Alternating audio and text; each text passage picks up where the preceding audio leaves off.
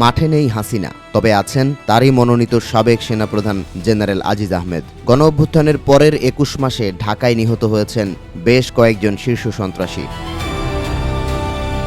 যার পেছনে ঘুরে ফিরে আসছে জেনারেল আজিজের নাম। সম্প্রতি ঢাকার ব্যস্ততম এলাকা নিউ মার্কেটে ঘাতকের গুলিতে নিহত হন শীর্ষ সন্ত্রাসী খন্দকার নঈম আহমদ টিটন।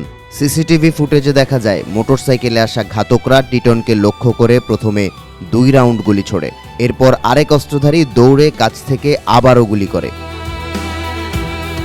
মৃত্যু নিশ্চিত করতে টিটনের মাথায় অস্ত্র ঠেকিয়ে শেষ রাউন্ড গুলি ছোড়া হয়।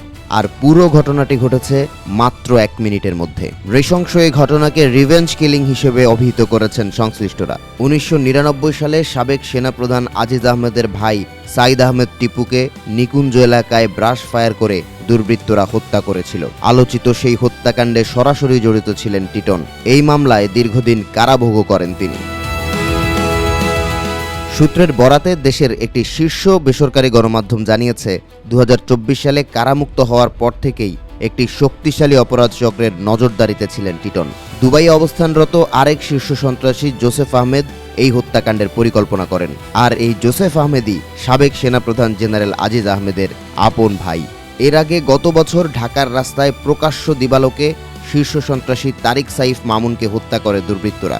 নিহত ব্যক্তি জেনারেল আজিজের ভাই টিপু হত্যার আসামি ছিলেন। অনুসন্ধানী সাংবাদিক জুলকারনাইন সায়েরের তথ্য বলছে, সাইফকে হত্যার হুলিয়া দেন জেনারেল আজিজ ও তার ২ ভাই হারিস ও জোসেফ। বিষয়টি নিশ্চিত করেছে তাদেরই ঘনিষ্ঠ সূত্র। মূলত টিপু হত্যার বদলা নিতে একে একে সব আসামিকে নিঃশেষ করার সিদ্ধান্ত নিয়েছে আজিজ গং।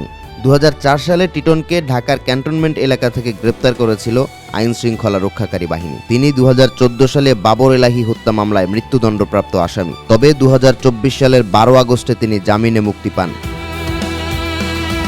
কারামুক্তির পর তিনি আত্মগোপনে ছিলেন বলে আইন শৃঙ্খলা রক্ষাকারী বাহিনীর একটি সূত্র জানিয়েছে। গণমাধ্যমের তথ্য বলছে, টিটন হত্যাকাণ্ডের পর আজিজ গংয়ের পরবর্তী টার্গেট শীর্ষ সন্ত্রাসী ইমন ও পিচ্চি হেলাল। ডিএমপি বলছে, পিচ্চি হেলাল বা ইমন সহ শীর্ষ সন্ত্রাসীদের গ্রুপে যারাই থাকুক তাদের আইনের আওতায় আনা হবে। তবে তারা দেশ ছেড়ে গেছে কিনা তা নিশ্চিত হওয়া যায়নি। এককালে দুবাই থেকে ভারতের আন্ডারওয়ার্ল্ড নেটওয়ার্ক পরিচালনা করতেন দাউদ ইব্রাহিম। এবার বাংলাদেশের অপরাধ জগৎ নিয়ন্ত্রণের ক্ষেত্রেও জড়িয়েছে দুবাইয়ের নাম।